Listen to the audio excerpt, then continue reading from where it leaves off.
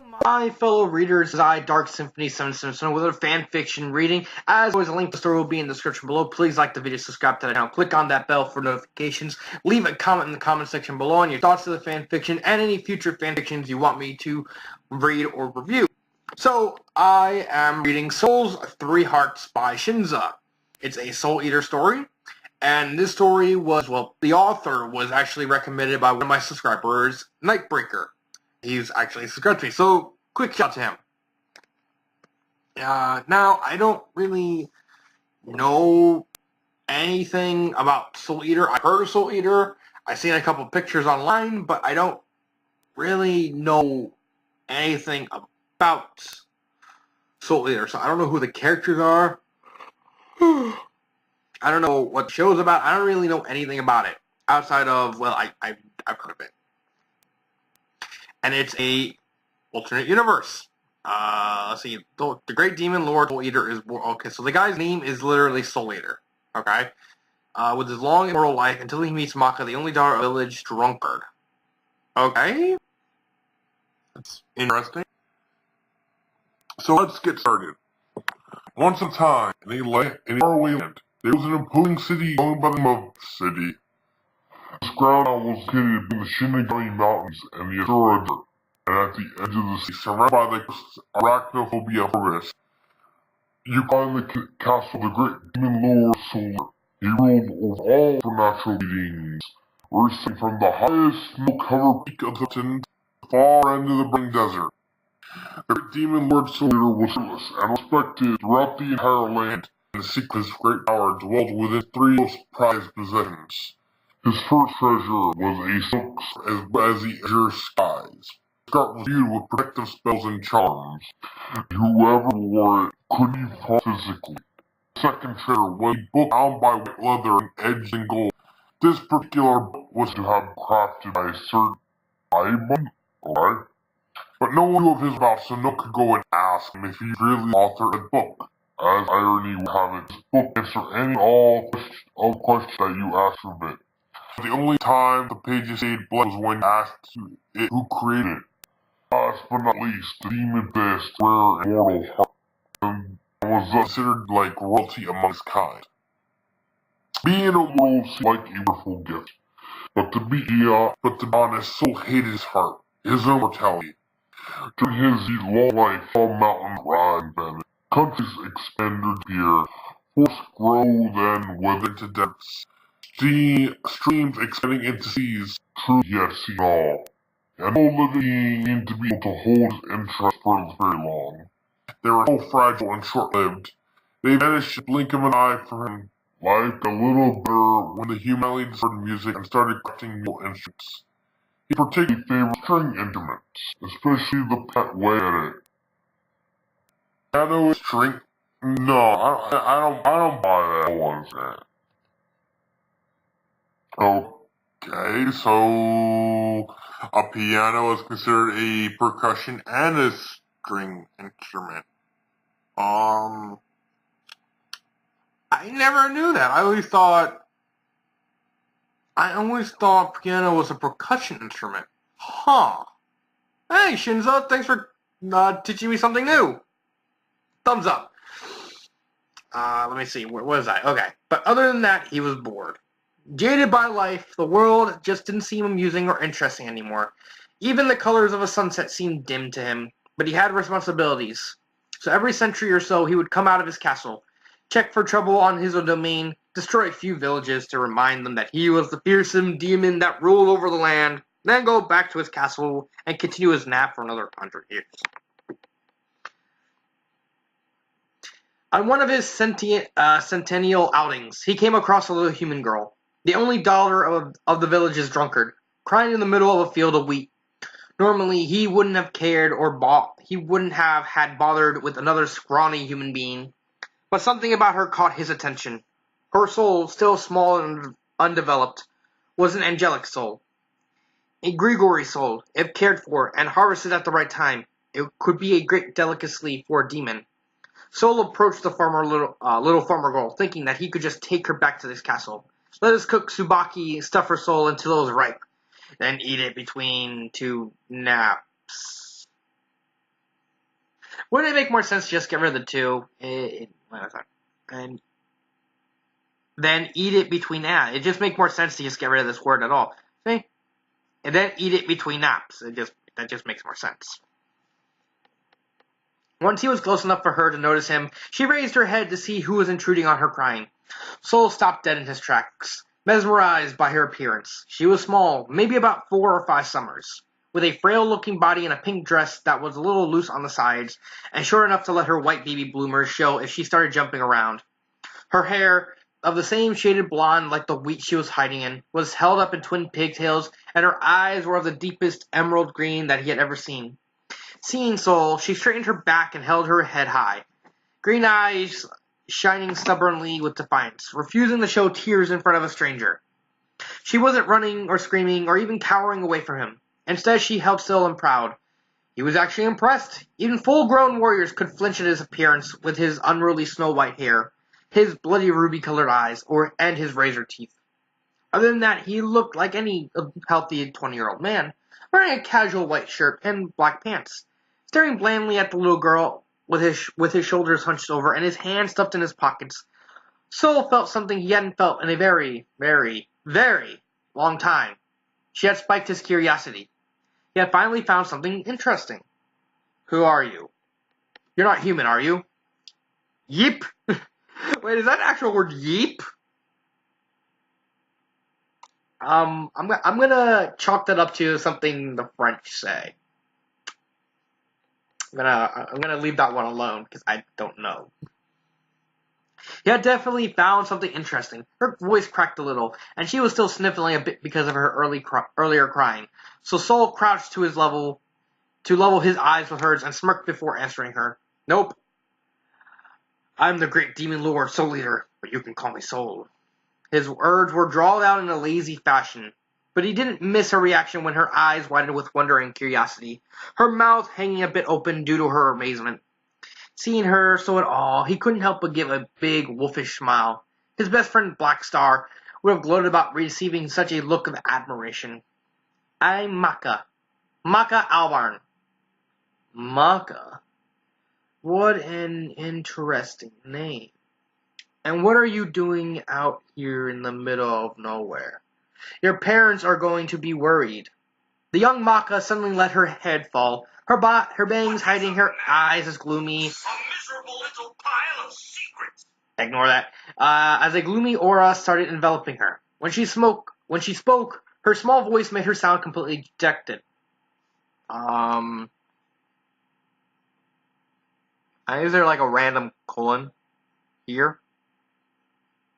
Do grandma else do Just change that to a period. They don't care. Papa's out drinking with other women, and Mama left the house last night.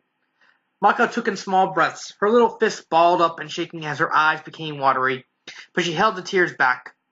Soul looked at the little girl that was trying so hard to be strong before letting out a long sigh. Reaching out, he started rustling her hair, only to receive a half-felt glare from her, but at least the tears weren't threatening to spill over anymore. Come on, pigtails, cheer up. You're not alone. Yes, I am. Papa spends more time at the tavern than at home with Mama. Her words hung between them. Soul didn't like the sad look on Maka's face. Her soul would never mature correctly if she stayed that gloomy. He had to think of something to raise her spirits again. But what? No, you're not. Blair's there for you. Who? Just as Maka started wondering just who this Blair person was, she felt something rub against her legs. It was a beautiful black cat, with fur shimmering a purple hue in the sun. As its golden eyes twinkled with mischief, after a few minutes of Soul asserting the little girl that she could indeed keep the cat, Maka shot him a bright, innocent smile while hugging her new friend to her small chest and giggling with glee. Soul, the great demon lord, couldn't help but grin at the scene, watching her run back to her house to give Blair a warm bowl of milk. The next day, he found her in the same field of wheat, playing with Blair.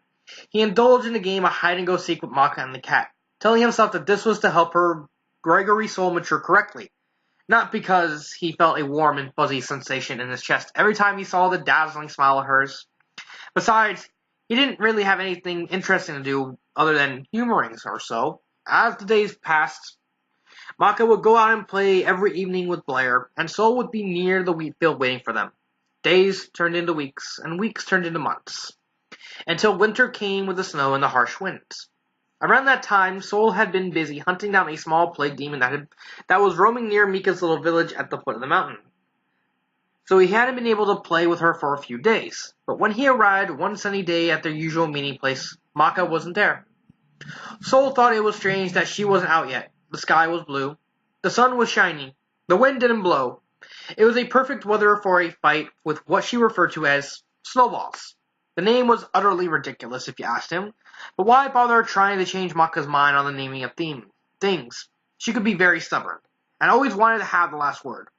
So he just shoved his hands in his pockets and played along.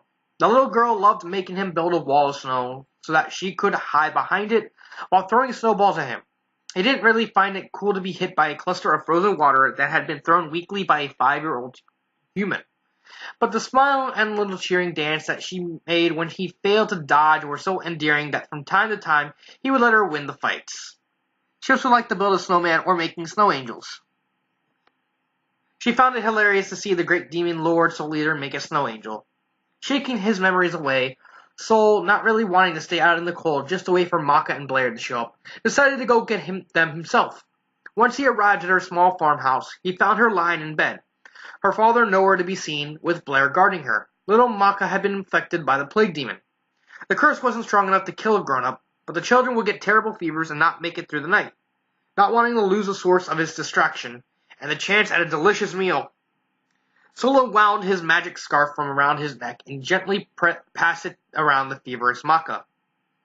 Of course, he probably could have given her a potion to dispel a curse, but she was growing on him, slowly thawing his heart with her warm smiles. He didn't want to let her go just yet. Thanks to the blue scarf that Sol had gifted her, Maka was cured overnight. After that, she never took it off, and thus never felt ill again. A few years passed, and she became a healthy and energetic child, even if Sol found her a little violent at times. When armed with a book, she could probably kill even a demon with one of her Maka chops. Okay, so so a Maka chop is like, she just grabs a book and hits a demon in the side of the neck. Was like, oh, Maka chop! Aye, choppy, oh, pee-pee! I don't know. He was actually thankful for his immortal heart, or he probably would have died of a concussion a few times. But even if they bantered from time to time, the demon and the human had become really good friends. And every afternoon, they would meet up near the wheat field to play a game, talk, or lounge around while Maka read a book. Maka had always been a very curious child, and very smart. Unfortunately, that didn't mean that she stayed out of trouble. On the contrary, her curiosity got her into troublesome situations many times when she was smaller. At the age of 12, her understanding of the world kept getting bigger, so her curiosity took bigger proportions. And with that inflation came the mountain high troubles. Her Grigori soul was also growing very nicely, and Sol always kept a close eye on her. At first he told himself that it would be a waste of a rare treat to let her die too early. But now he really cared for his friend, even if he would never admit it to her. With that knowledge, Sol started taking his role as the ruler of the lands around Death City a bit more seriously. After all, the fewer uncontrollable demons he left roaming around, the slimmer were the chances of her accidentally dying on him before her soul was ready to be harvested. That also meant less playtime with Maka and Blair. Blair didn't mind as much, but Maka sometimes did. She didn't want to be seen as a bratty child, so she kept her mouth shut, but she still missed her friend when he left for work for days on end to attend some demon business. Today was another one of these days where he had to leave early after a game of hide-and-go-seek, and go back to his castle for work. Not wanting her fun to end there, and here, Maka started following Sol back to his castle. Of course, she had already seen it from afar. The grand castle painted in black and red, with giant spikes coming out of the towers. The giant skull dead center to warn away anyone who dared approach, and of course the giant aura-repelling candles that were always lit, but that never seemed to thaw out. Of course, the castle itself was easy to spot, but getting there was a whole other story, since the cursed woods surrounding the castle tricked your mind and senses. Many villagers had entered the forest, but very few found their way out. With Blair following closely, Maka told herself that as long as she followed Sol, she could get lost. So when the demon entered the cursed forest, she followed in after him, still keeping a safe distance that he wouldn't spot her and send her home. At first it was easy, but then the sun started to set and the light got dimmer. Things got a little more complicated. It didn't help that the number of trunks and the vegetation gained in density the more she closed in on the castle. Her footsteps slowed as she stepped over twisted roots while straining her eyes to see where Sol was going. At some points he passed through a bush, making her lose Sol and Blair from her sight. Once she passed the obstacle herself, they weren't there anymore. She was completely and utterly lost. The worst part being that Blair had followed Sol, so Maka was now all alone. And who knew just what roamed this cursed forest at night? Sol was lost in thoughts, making his way through the forest at a lenient pace. He wasn't really paying attention to his surroundings since nothing would ever dare attack him in his forest. But he did feel as if he was being followed, but shrugged it off as the forest trying to mess with his senses. He arrived at his castle after nightfall and went straight to his study. Misspelled straight there. He had sensed hellhounds coming in from the desert, and he wanted to deal with them before they started ravaging the villages around the city, especially since Maka's village was in their trajectory. He was so focused on his work that he didn't notice the black cat with golden eyes that came to sit on a bench of paper. Oh, my bad. On a bunch of papers he had on the side. When Blair started meowing, he mechanically started petting her so the noise would stop bothering him. After a few seconds, she bit his hand to fully get his attention. Surprised, Sol pulled back his injured hand and looked up, eyes growing the size of saucers when he saw Blair in front of him, alone. And it was at this moment that Soul Eater knew. He fucked up. That stubborn little girl had probably followed him through the forest. Why she did that was beyond him. But if she really did get lost on her way to his castle, he was definitely going to give her a good scolding after finding her. Without a second thought, he rushed out of his home and back into the cursed forest, backtracking on the road he had taken earlier, screaming out Maka's name. He searched every nook and cranny for her. Get rid of the S's for these two words. Nook is already multiple. Let's see, every nook and cranny. Yeah, nook. In this way, he searched every he searched every nook and cranny because I believe nook and cranny is already one of those words that technically qualify as multiple things at once without the S. Like some words actually do that. Like the word these. It doesn't have the S at the end of it, but everyone knows that it means multiple things. Myriad is the same thing. Like this myriad of an object. I want a myriad of this object. That means multiple. Myriad is an actual word I know of. It just means large group or large number of items. Let's continue. Yelling out her name until his throat hurt. But the forest wasn't cooperating. The trees kept moving around, sending vines to block passageways, constantly changing the forest's layout. If he had been worried that he would hurt Maka, Sol would have burned down the bloody forest in a heartbeat. He was furious. Well, truthfully, he was filled with dread. But since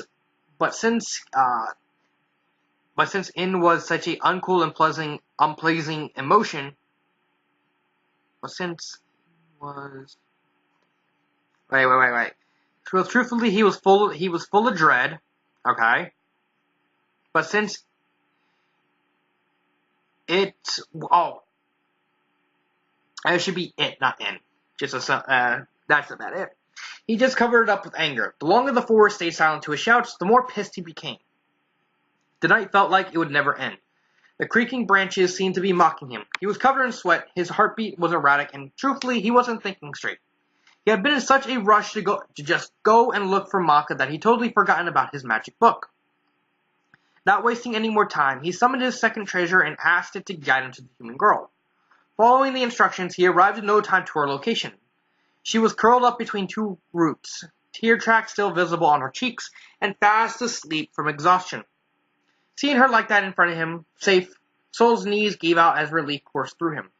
His head felt so light that he was so at ease that he carefully... Oh, he accidentally put the instead of he. He was so at ease that he carefully picked her up, cradling her small frame to his chest, and planting a small kiss on her forehead. He stayed like that, knees digging into the soil and dead leaves beneath him, for a few minutes while listening to her slow breathing and steady heartbeat. Once he had regained his cool, he got up slowly, not wanting to wake her up, and headed back to her house. After that incident, Sol never gave her that scolding like he had promised himself he would. Oh, excuse me, that came out of nowhere. Instead, he gave her his magical book so that she'd always be able to find her way back to him. As more years passed, the two became very close, and Maka continued to mature, while Sol stayed the same. She had finally grown a more feminine figure with a soft curve at the hips, had finally gotten a chest size that you could actually notice, had shapely long legs that left her long blonde hair fall loose to her mid-back. Sol and Maka saw each other every day. They still played silly kid games most of the time, they just talked or lazed around. And during winter, when the farm didn't need as much taken care of, Maka would even spend the night over at the castle. Sol cared deeply for Maka. He saw her as an equal, a human he could trust with anything. She always had interesting comments during their conversations. And the way she got mad at his snarky remarks were so damned adorable. Blackstar had once insinuated that maybe he had a crush on the human girl. After ending up pinned to the castle walls with sides protruding from his body, the noisy blue-haired demon never breached the subject again. Maka, on the other hand, knew that she was in love with Sol. He was the only male figure that she truly trusted. At first she saw him as a father, then as an older brother, but for the past year she knew that he was so much more than that. He was her best friend, her confidant. I believe confidant is spelled with an A, not an E. Her strength, her partner, her demon. Of course she asked her magic book about demons, and had practically read all there was to read about them. She knew he was way older than her, and that he would live even longer after she was gone. So for once she kept her mouth shut, and never tried going any further. One night, a few weeks after Maka's 18th birthday, her father came out of his drunken stupor to wish her a happy birthday, telling her just how much he loved her and her mom, and that it was time she found a suitable husband.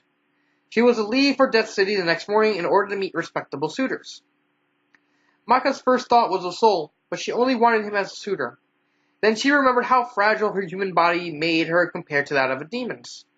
For her, it would last a lifetime. Her lifetime. But to him, it would only amount to a small fraction of his existence. Much to her father's surprise, she stayed quiet, and at the first rays of dawn, she was gone, leaving behind her blue azure scarf and her book, but taking Blair with her. Maka hadn't had time to tell Sol that her father had sent her to the city, but she could always go and surprise him tomorrow at the castle. Not using the paths in the cursed forest to get to Sol's castle that was looming over Death City meant having to endure an entire day of carriage on the rocky mountain paths. Going around Arachnophobia Forest was a bumpy and tiring trip. The carriage had to go downhill just to climb back up, cross torrents of water, go through an unseeable tunnel, and use narrow passageways that were surrounded by deadly foot drops. The trip went well as the evening started dawning over them while the two horses walked at a good pace. Maka sat beside the coachman by the name of Sid, and as he kept her entertained with stories of his youth and how he became the kind of man he is now. Blair was taking a nap on the roof of the carriage, soaking in the sun. As they crossed an old wooden bridge, one of the horses spotted a black snake winding himself up on the road. Scared, the poor animal picked up the pace with his partner and galloped to the end of the structure. With the sudden change in speed, Blair slipped off the roof and landed behind the carriage. Being rode on too fast, the bridge swayed dangerously once, then twice, before the main cording on the right side broke, tipping the carriage and its occupants into the water. Blair had had time to run back off the bridge and was now anxiously scanning the turbulent waters for Maka.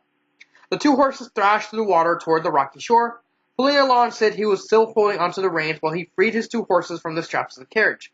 The cat, not seeing Maka come out of the water, ran back toward the mountains and entered the forest to find Sol. When Blair finally reached Sol, he knew that something was very wrong. Ever since Maka had passed out in the cursed forest, Blair had always stayed right by her side. He followed the cat back to the broken bridge, summoning the winds to go faster. Once he arrived at the scene, his heart sank. There she was, her pale body laid awkwardly against the rocks a little downshore, to where a coachman was trying to calm down two horses, next to a broken down bridge. He walked slowly across the water, fearing that the current would take her away if he so much as blinked or moved too fast. She was laying on her back, arms bent at an odd angle, her long blonde hair splayed around her and covering dark pebbles she rested on. The bottom half of her body was still in the water, and her beautiful pink dress swayed with each ripple. As he got closer, he felt his throat close up, his body go numb, and his brain shut down. She had a nasty gash on her left temple, tainting the side of her face with blood. Sol vaguely registered a whimper, not sure if it was from him or Blair. When he reached down for her with shaking hands, Sol slid one arm at the crook of her knees and wound the other one around her shoulder blades, before gently lifting her up from the river. As her limp body followed his slow movements, cold water trickled down her gown and arms, reminding him how still she was. Reaching the nearest trunk, Sol sat against a tree and held the human softly against his chest. His hands cradling her cheek, scared to break her even more. He had lost her. He didn't want her soul anymore. Truthfully, he hadn't wanted to heat her Gregory soul for years now. And right now, he didn't want her to be a simple fleeting interest. No, he wanted Maka Albarn. He wanted her smiles, her tears, her witty comments, her pouting lips, her green eyes shining with vitality and pride, her courage and her strength, her kindness and understanding, her good and bad strengths. He wanted it all. He wanted this woman more than the scarf of the book or even his tortured yet still beating heart. He loved her. If he hadn't known any better, Sol could have sworn that his immortal heart had been shattered to pieces. As he bent down and kissed her cold lips, he slit his soul in half. Giving her half of his heart and soul would bring her back to him, bind her to him, and they would never be lonely again. He would never be lonely again. They would always have each other, and if she started resenting him for imposing this eternity on her, he would gladly let her go, knowing that she would always be safe. When she finally opened her green emerald eyes, Sol knew that he would never regret sharing his life with her, and neither would she, so he leaned into her and claimed her lips for the first of many times.